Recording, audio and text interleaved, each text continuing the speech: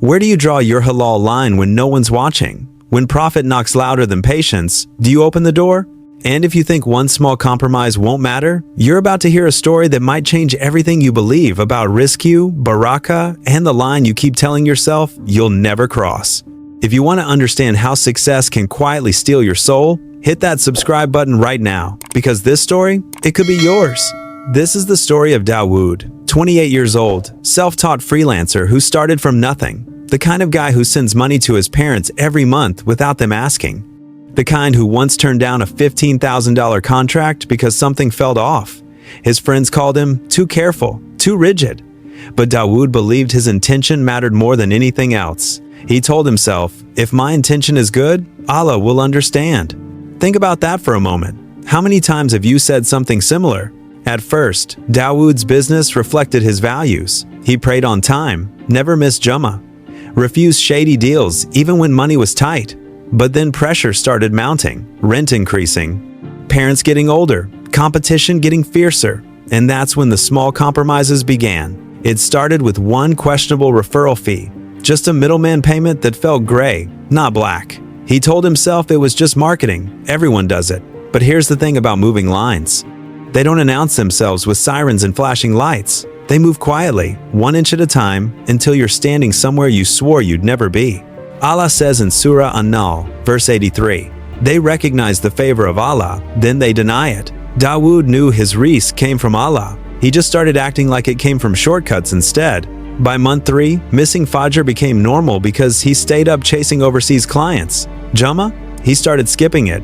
Not every week, just when deadlines were tight, just when clients didn't wait, just when his bank account looked empty, the line kept moving. And with every step backward, Dawud felt something inside him growing cold. Pause for 3 seconds right now and ask yourself, have you ever moved the line because it felt convenient? Have you ever justified something you knew was wrong because your intention felt right? By month 6, Dawud's success was undeniable. His income tripled, his client list grew. People called him blessed. But here's what they didn't see.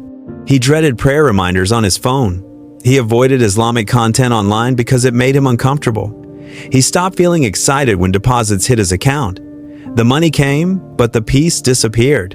And he couldn't understand why. He had everything he thought he wanted. So why did his heart feel stripped of barakah? Then the crisis hit. Hard. A client disputed a payment. They refused to pay him for completed work, accusing him of dishonesty in how he represented his services. The words cut deep because somewhere in his heart, Dawud knew they weren't completely wrong.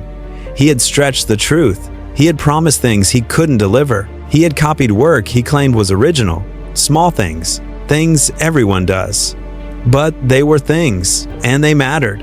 And that's when everything started breaking. His laptop crashed and the repair cost as much as the disputed payment. His mother fell sick and medical bills piled up. His car broke down the same week. His income multiplied, but expenses multiplied faster. The more he earned, the less he had. And for the first time, Dawud realized something terrifying. He hadn't been building wealth. He had been inviting disaster. Allah says in Surah Saba, verse 39, whatever you spend of anything, He will replace it, and He is the best of providers. But what if you're chasing rizq through the very means that block it? What if the rope you're climbing is the one you keep cutting yourself? Now, before we go further, there's something you need to understand.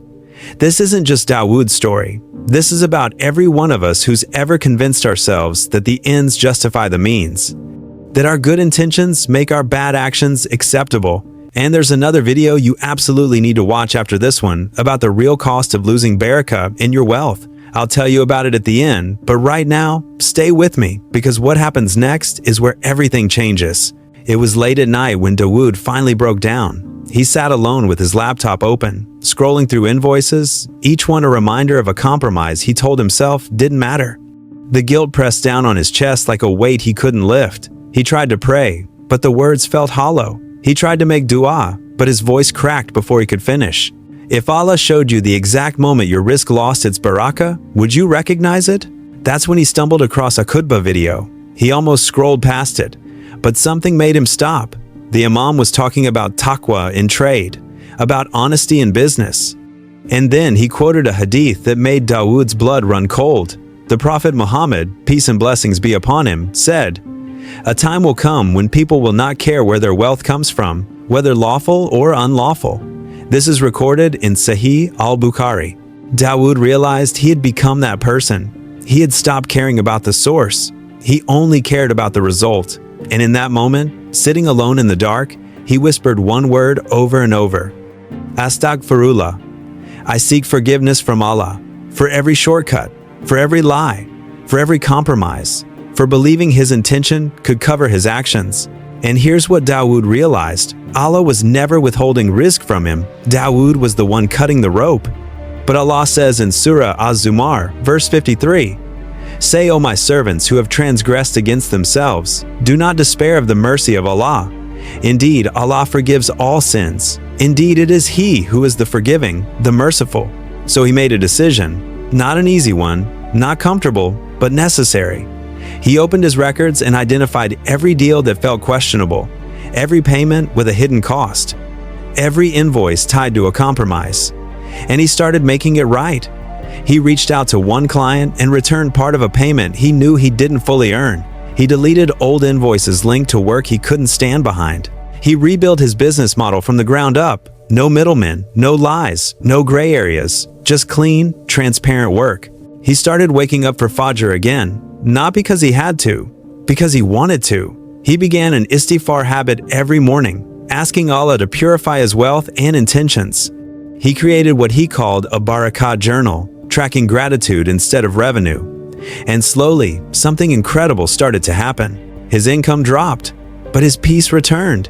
His bank account looked smaller, but his heart felt lighter.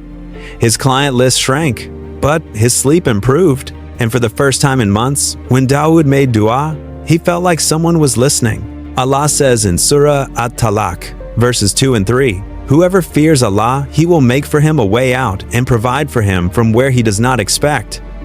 Dawud learned that the hard way. That taqwa doesn't limit your rizq, it protects it. That clean money isn't just about numbers in your account, it's about peace in your heart. Before you leave, I need you to hear this. The rizq that costs you your peace is never from Allah. The success that steals your salah is never worth it. The wealth that makes you avoid the Quran is not barakah. It's a test you're failing. And if Dawud's story sounds even a little like yours, this is your sign to stop, to turn back, to redraw your halal line and never move it again. Now, if this story hit differently, there's another video you need to watch next. If Dawud's test was hidden inside his work, Tala's story will show you a test you may not have even considered. A different kind of escape. A different kind of lie. Click on that video right now. Don't wait. And here's my challenge for you. Make this promise right now. Come back to this video in exactly 3 months. Watch it again and ask yourself one question. Have you drawn your halal line firmer or have you blurred it further? Your answer will show you whether this story became part of your story or just another video you watched and forgot. If this meant something to you, hit that like button. Not for me, for the person in your life who needs to hear this message next. Subscribe if you want more stories that challenge you to become better. And before you go, drop one word in the comments. Just one word that describes your current test with halal income. I want to see it. Write it now. The rizq that costs your peace is never from Allah. Remember that.